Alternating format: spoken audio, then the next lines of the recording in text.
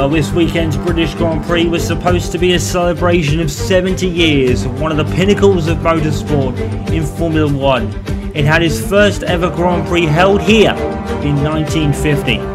But there's one crucial factor that's missing from that day and days ahead. You, the fans. The pandemic has caused problems all around the world, forcing us to stay safe in the comfort of our homes.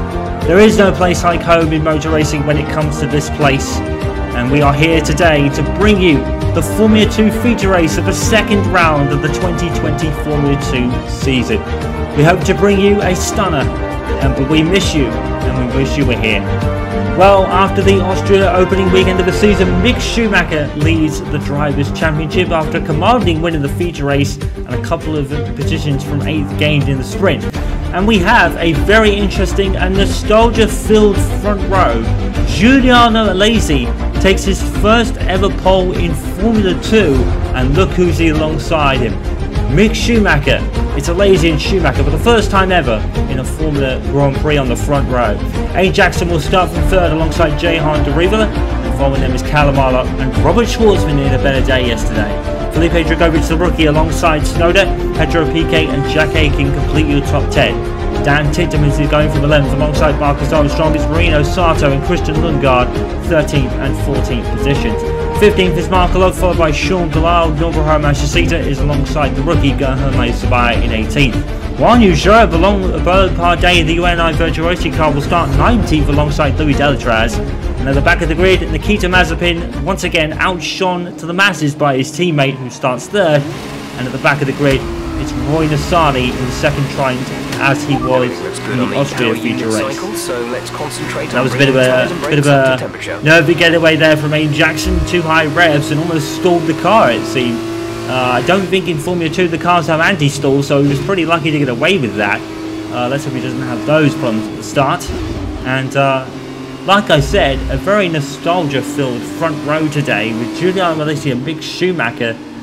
For the first time ever on the front row, Jean Alesi and Michael Schumacher never made the front row in a Formula 1 Grand Prix before, to my knowledge anyway. I could be wrong about that. But in any case, it's happened, and HWA have got their first ever pole position in Formula 2 as well. So, but one thing that has never left on the British terms is the weather today. It's wet again, just like it was in the Austria feature race, so we are guaranteed to start on the dry tyres, and there'll be no DRS zones for this race. Now, it may dry out later. We have heard that maybe it will. We have got confirmation that it might, but the British weather is always one of the most unpredictable weathers in the world, so you never know. Spa is almost guaranteed to be wet. Most other places are almost expected to be dry. In the British terms, you never know. But it always has been wet here, and it's front of some classic races. You can remember that 1998 race where Michael Schumacher won in the pit lane, serving a stop-and-go penalty in the wet conditions after a storming drive up to that point. But I think he passed, I think he was Alexander Wurz on the yellow flag, and got to have a serve a 10-second stop-go penalty that he got at the end of the race. Now, today that wouldn't happen. 10-second stop-go penalties are a thing of the past in Formula 1, and even Formula 2 for that matter. But there's been some other wet race here in 2008. Lewis Hamilton absolutely dominating the wet conditions that day, and we are guaranteed an epic race here. This is, and just a couple of those are the reasons why this is the home of British motorsport. It always throws up some great races, and even in the lower categories we've had those as well. Lewis Hamilton in 2006 in what was known as GP2 back then, some superb passing manoeuvres in the Mackett and Beckett session, which was against drivers whose names elude me sadly, because that was a very long time ago.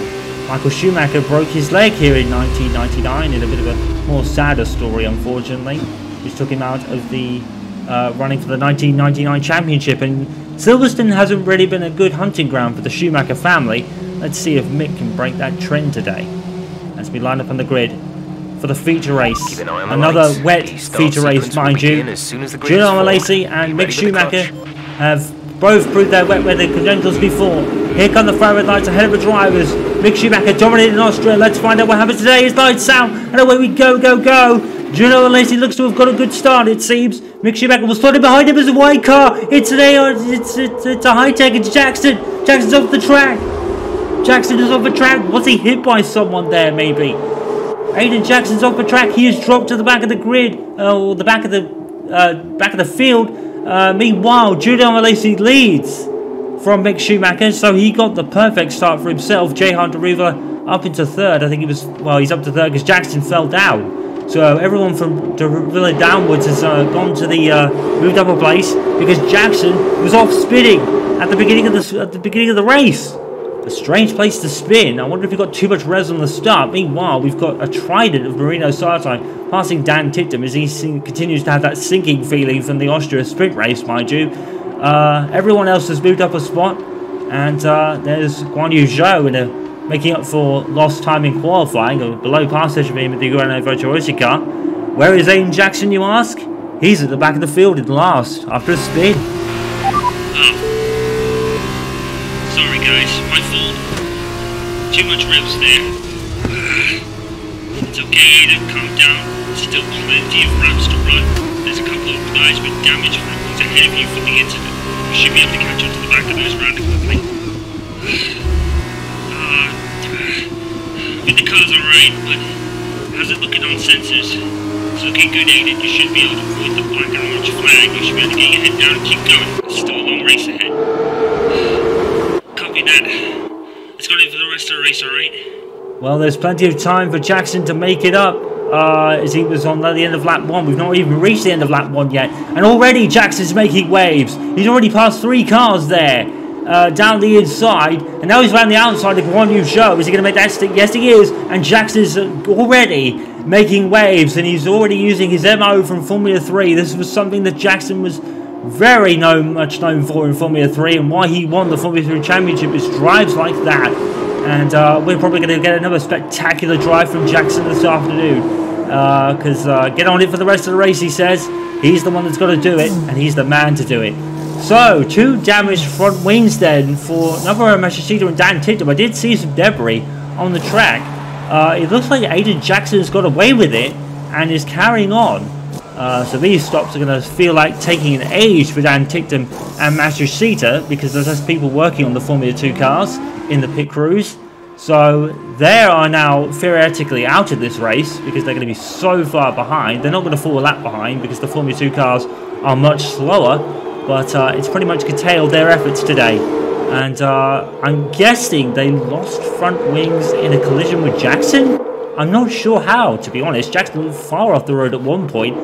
But I guess we'll get a replay. Hopefully we'll get one soon. And Jackson, he's got a lot of work to do, but he can do it. So here's the replay then. Jackson off the start. Let's have a look. Well, he's okay to start with. And he just loses the car, just steps out on him, really. And he did get a hit. He got 2 hits there. 2 hits from Machishita and Ticktum. So they both hit him. And unbelievably, Jackson has had no damage at all.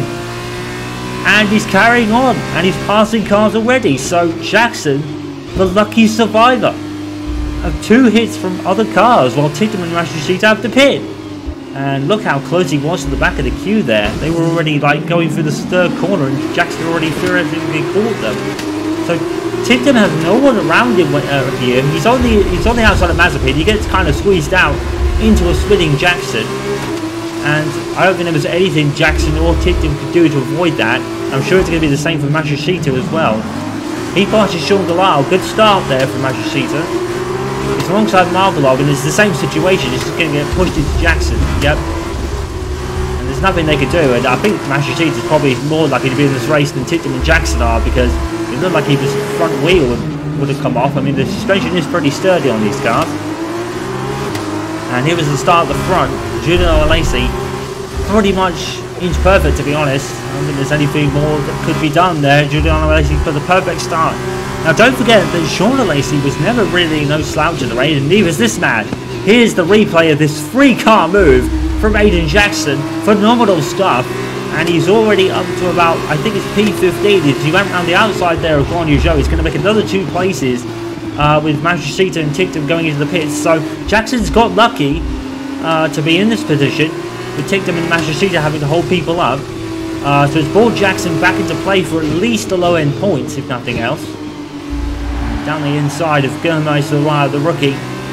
And it's going to be no match for the passing prowess and brilliance of this young man.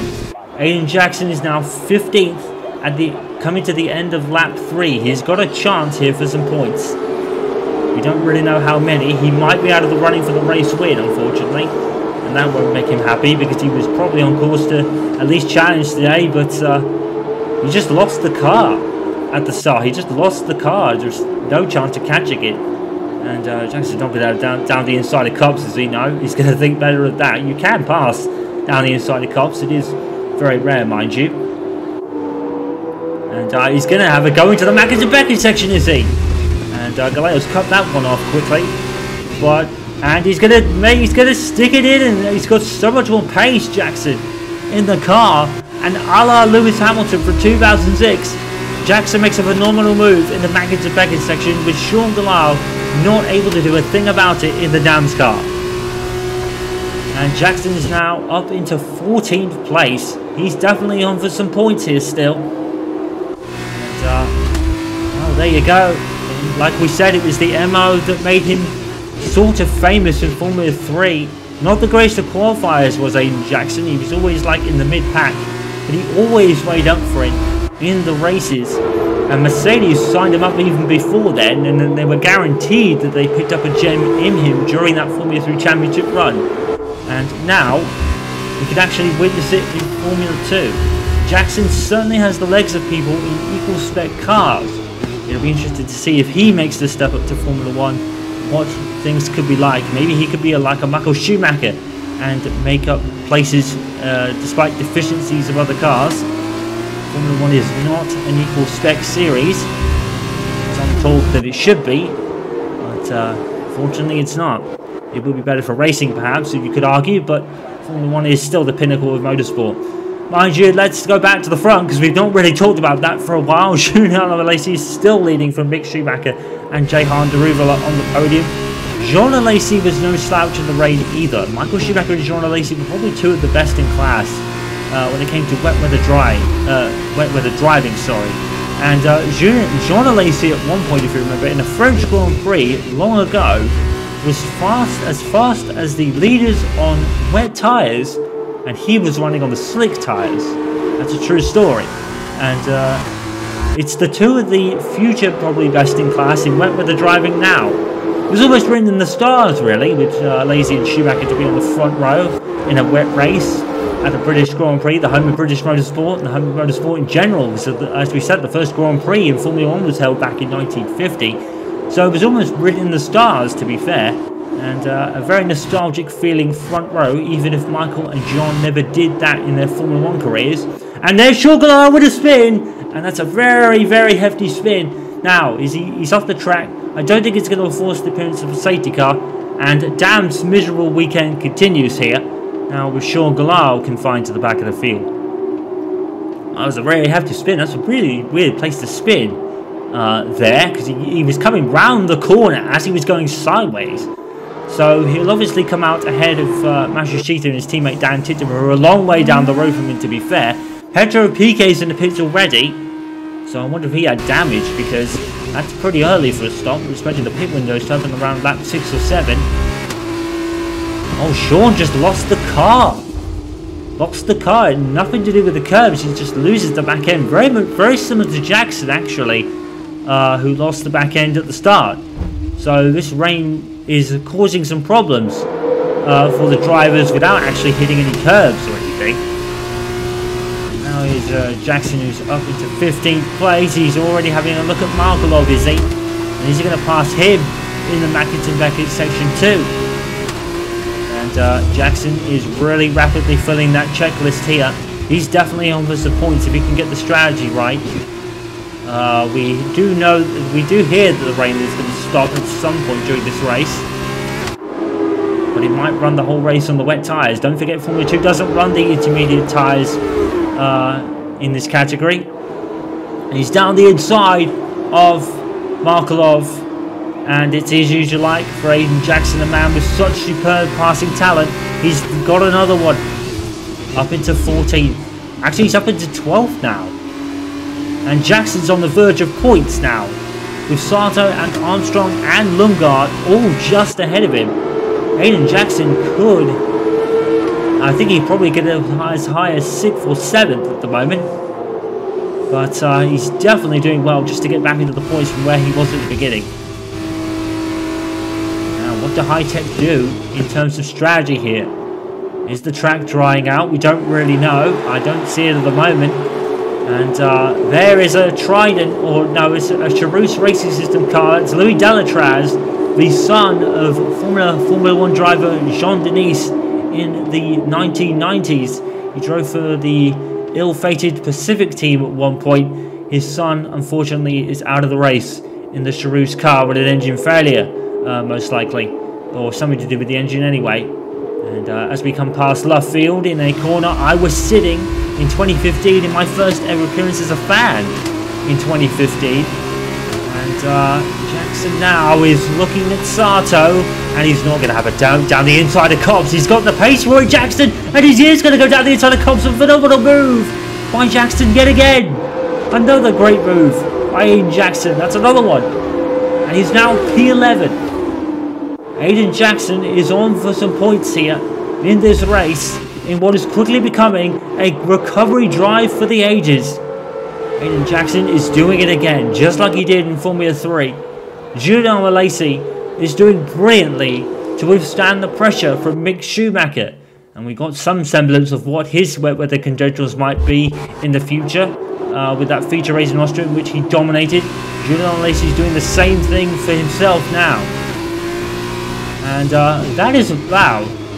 It's about 4 cars ahead of Jackson. He can probably get up to as high as P6 at the moment on his own. He's passing cars for fun, Aiden Jackson. We're on lap 7 now. And I think the pit window will be opening pretty soon. We're going to make a mandatory pit stop. The pit window is open now, Aiden. What's the verdict on the circuit? I think it's stopped raining. I know this might sound mad, but maybe we should wait. Car feels good on these tyres, and I think it's starting to dry out. If we get a couple of laps, we should be able to move on. Has anyone else come in? I think they're starting to, Aiden. Right. Okay. I think it's drying out here, I really do. The rain has stopped completely. I'm thinking medium tyres and a couple of laps, to be honest. But you were cool, Aiden. Keep us posted. Copy. Well, what a bold couple of claims there from Aiden Jackson. Not only does he think the rain is stopping and it's going to dry out in maybe a couple of laps, but he's thinking if it does go to dries, go to the medium tyres. I mean, that might be able to work if he does that. It is lap 7 of 15. We're still on the wets now. He's gone down the inside of Cobbs and Marcus Armstrong whilst we're talking about that. But Aiden Jackson then making some really bold claims. He thinks the rain has stopped. It doesn't look like it from these cameras. It looks like it's still a bit light. This would be intermediate conditions if Formula 2 run them, of course. And of course, we meant by the pit window opening, sometimes it could be lap 4, sometimes it could be lap 6 when the pit window opens to make a pit stop. You can't make it right at the start of the race, unless you've got car problems. Aiden Jackson has moved up to 9th place, passing Lundgaard around the outside, and now some drivers are coming in, Mick Schumacher being one of them. So, as Hitech predicted, some drivers are coming in. Now, what are they going to put on? Jackson's thinking mediums in a couple of laps. What are these people going to do in the pits? Well, here comes Schumacher. Now, question will be, can he get out ahead of Alesi when he pits? Probably a lap or 2 from now. Smooth stop by the Premier Boys. He's put the wet tyres on, as has Marcus Armstrong. So, it's not dry enough to move to the dries yet, but Jackson thinks it's not that far off in the Hitech car. He's got nothing to lose. Really, he was at the back anyway. But to be fair, he has done a lot of passing already today. He'll be more than happy to pass some more, I'm sure. What are these other drivers going to do? Alesi, Eilert, Deruvala, Schwartzman, and the like, and Dragovic. Drivers are yet to pit. Sean Gallar has come in. Dan Tipton has finally got ahead of him somehow. So that proves Sean Gallar's bit of miserable weekend, or miserable race, at least in these conditions. Dan Tipton's got ahead of him, and he's at the back at the start of the race too. Juno Lacey leading this race. He's done a brilliant job so far. The HWA Race Lab crew have their fingers crossed.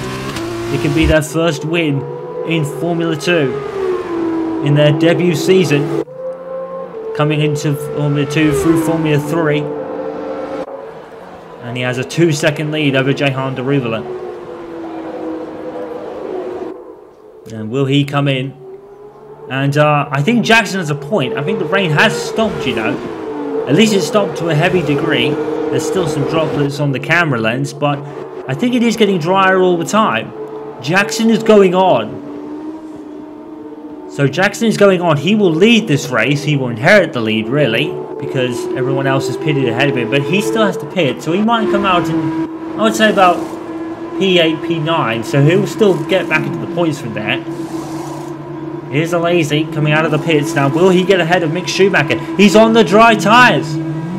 Juno and Lacey has made a call to dry tyres. They obviously heard Jackson's radio message, and they think it's dry as well. Well, here comes Jackson. He's gone on for an extra lap just to kind of get himself some breathing room. If he is going to go to the dry tyres, the mediums would be the best shot right now. Schumacher has got out in front of a Lazy, but he's on the wet tyres now, and slowly but surely it is becoming the wrong decision. Have Prema made the wrong choice? Should they have waited and pitted Mick later to gauge the conditions? Well, this would be intermediate conditions right now. This would be borderline intermediates. But Formula 2 doesn't run the intermediates, and I think that's why Jackson is trying to gauge it and make a move to the dry tyres, and not only that, the medium tyres as well. They would last on lap 9 of 15. If he comes in now, he'd only have to run those tyres for 5 laps. They would surely make it. But of course, Silverstone is known for its tyre problems in the past. In 2013, we had so many tyre failures through the Pirelli range, and it's always been known for chewing up tyres, Silverstone, especially with the curves. But Jackson made a bold call that maybe, if we do pit, it's dry tyres, and you know what? He might have a point. It definitely has stopped raining now, and now Mick Schumacher is going to have to try and preserve his points by driving probably the rest of the race on the dry tyres, unless he decides to pit for mediums himself. But was he the only one that made it onto dry tyres, perhaps? I think Tsunoda probably might be still running on the wet tyres as well. Well, in comes Jackson. Is he going to follow through on his claim to go onto the mediums? They would make it to the end of the race in a dry circumstance, but it's still rather damp out there. Well, he's putting them on. He's putting them on, Jackson. Wow. Well, Jackson is now on a softer tyre, and dare we say, if he continues at the rate he's going, he might even make the podium here, because Jackson now only has to last 5 laps on those tyres. They'll make it, more or less. Everyone else that is on dries has run the hard tyre, and Schumacher has run the wet tyre. We are practically borderline on all this right now. Nikita Mazepin is in, so he went in the same lap as Jackson, but he was a long way behind him anyway. And that's an MP Motorsport car in the pits. Looked a bit slow getting away. Now, this is an interesting scenario here. Felipe Dragovic and Yuki Tsunoda are batting, but Tsunoda is on the wet tyres, so if the dries do become the tyre of choice, then Jackson might finish at best probably 4th or 3rd place at the back of the field at the end of lap 1. Tremendous recovery drive, and I think DRS has been enabled as well. To see on Jackson's car, let's see. I think DRS might have been enabled. They're getting a message from Racing Control that DRS might be enabled. Jackson's going to go around the outside of Tsunoda. It's going to be academic because he's on the wrong tyres, and it is open. The DRS has been activated, And Schumacher's lost out to a lazy. No surprise there. Because I think Mick might be on the wrong tyres now. Julian Alesi's taken the lead, and that has vindicated their decision to go onto the dry tyres, and Jackson more so because he's on the medium tyre. He's on the softer of the two compounds. They'll make it to the end of the race. He passes Dragovic round the outside, round the inside of that corner, turning to the outside. He made it stick. Aiden Jackson from the back of the field at the end of lap 1 is, check this, P6. He might finish at best P3, maybe even P2. And Pedro Piquet is also on the wrong tyres. He came in on lap 5, don't forget, so his race has been completely curtailed. Roy Nassani is on the wets as well, as is Galal, or Ticton, one of the dance cars. It's Galal, I think. But the dry tyres are slowly but surely becoming the right decision all along. Lap 11, 4 laps to go, I think, including this one, and Mick Schumacher is now going to have a sinking feeling right now because he's on the wrong tyres. Prema really should think about bringing him in and switching him to the mediums just to save maybe a few positions. The longer he stays out there, the more he's going to be curtailed by those tyres. Julian Alesi round the outside of Mick Schumacher, and that will bring a sense of deja vu. It was more Schumacher passing Jean Alesi at sometimes, more often than not. Right now it's Giuliano who has the advantage and the tyres. But Jackson has better tyres than that. Well, I think he left the track there, but it's going to be academic. I don't think he really gained anything. Tsunoda was probably going slowly anyway. He's going to get DRS because he was behind Tsunoda at the detection point. It's going to close him in to Felipe Dragovic, and this is what put him in the position to pass Dragovic at the end of the lap. Look how much more speed Jackson has. That's the grip with the medium tyres. Jackson has made a 3,000 IQ decision of epic proportions that could put him right into the mix come the end of this race. For the win, maybe.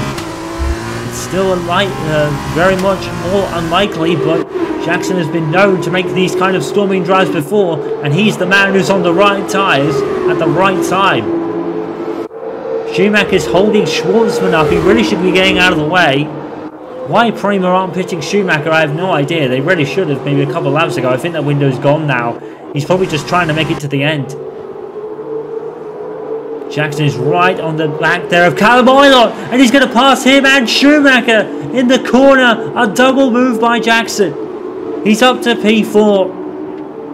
He was at the back of the field at the end of lap 1 in a half spin.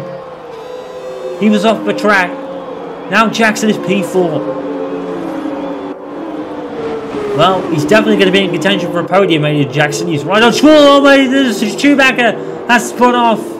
And there's a surprise. Mick Schumacher on the wrong tyres. And Prema have just made a very bad call here. Pedro Piquet's race has been ruined. He stopped 2 laps before the leaders. And, well, Schumacher just losing it on a... the track is going to be like a skate rink, because even though it's dry, it'll still be slightly damp. It'll be like a skating rink, and Schumacher got that skating feeling with that spin right there. And was Jackson making a move on Schwartzman there? I think he was thinking about it. There he is. Aiden Jackson just looking so much more comfortable than everyone around him at the moment. And now he's onto the back of Schwartzman. Will he wait for DRS, or will he pass before he even gets there? Such has been Jackson's race. Just look how much more grip and speed Jackson has in this car. He does pass Schwartzman before the end of a DRS zone. That's going to give him DRS down the straight. Schwartzman's going to have no fight. Jackson is now P3. He is 1 second behind Aruvula, who is 2 seconds behind Alesi. And we're going to come to the end of lap 12. That's going to leave us with 3 laps to go. Could Jackson grab the most unlikely of victories here? He might just do, you know. Jackson's on it. He's on fire. And Nikita Mazepin has passed Piquet and Schumacher, who were both on the wet tyres. Next up for him is Yuki Tsunoda, so that's going to get him a point, maybe. Here comes Aiden Jackson. He's right up with Deruvula. And just look at the confidence that Jackson has in this car in these corners. With the medium tyres, the advantage is going to hit home. He's going to have DRS. Aiden Jackson surely is going to take P2, which leaves him 2 seconds to catch and pass Giuliano Alesi with 3 laps to go. But as the great Murray Walker once said, catching is one thing, passing is another. Jackson is an absolute legend at passing cars, however. P2, he was last at the end of lap 1. Aiden Jackson is on fire right now in that Hitech car, and everyone has been left for dust. Can Aiden Jackson win this race? He's got 2 seconds to catch up to Alesi. I think he might just do it. He's on the right tyres. If those mediums still have some grip in them, he might just win it. This is an absolutely phenomenal drive, Aiden. You are P2 with 3 laps to go. Do you think we can get him? If you get on with it?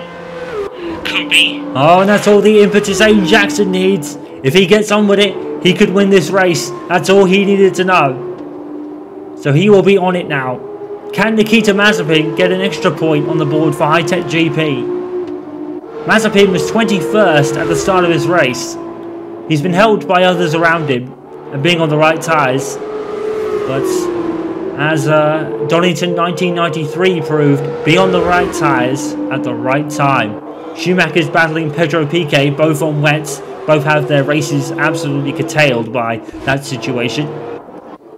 And Jackson is now within a second of Giuliano Alesi on lap 14. Can Jackson do a snatch and grab on the penultimate lap of the race? 2 to go. Giuliano Alesi is hanging on by a thread, sadly, because I think the advantage Jackson has will be too great if those tyres have held on. Which amazingly, they have. Even with Jackson's rugged style, it seems to work, and I mean rugged as in phenomenal passing manoeuvres. And he's there, isn't he? Aiden Jackson is going to take it. He's going to have Alesi for chips. The tyre advantage is just too great down the inside of Cobbs, maybe. No. They're still going to be side by side. Jackson a better exit out of Cobbs. Now they're side by side. Going into Mackins and Beckings. Alesi's going to try and hold it out. Brave him to do so. Jackson takes the lead. Jackson takes the lead of this race with 1 lap plus to go. What a phenomenal drive by Jackson. He leads. And Alesi is slowing down. Oh no! Giuliano Alesi is slowing down. What has happened? Front right puncture. Front right tyre is gone. Giuliano Alesi. Oh no. What luck. What heartbreak. The kid has had a storming race. And that will put Nikita Mazepin in P9 because he's already passed Sonoda. Double points finish for Hitech Grand Prix. In only their second event and their third race. But Aiden Jackson is going to win at the third time of asking. From the back of the field at the start of the race.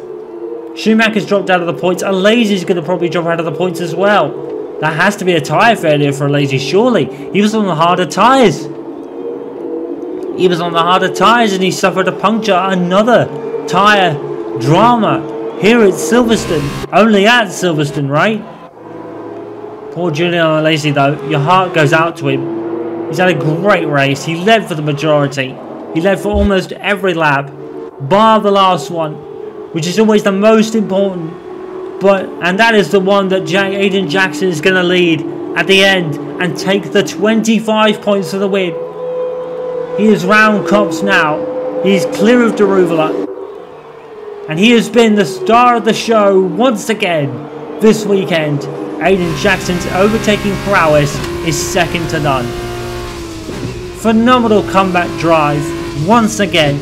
He doesn't make it easy for himself, but I think he loves it that way.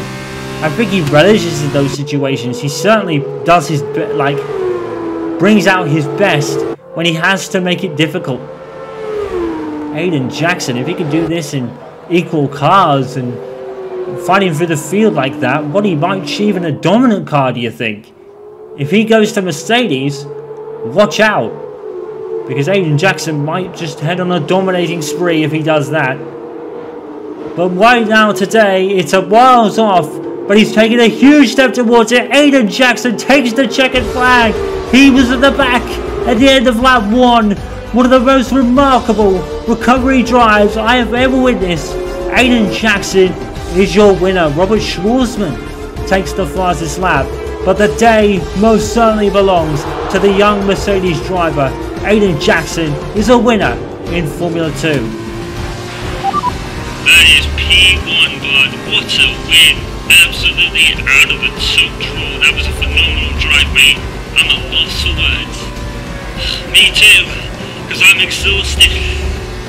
Oh, I thought we were out of it after lap 1. Great stop, great call, boys. Thank you.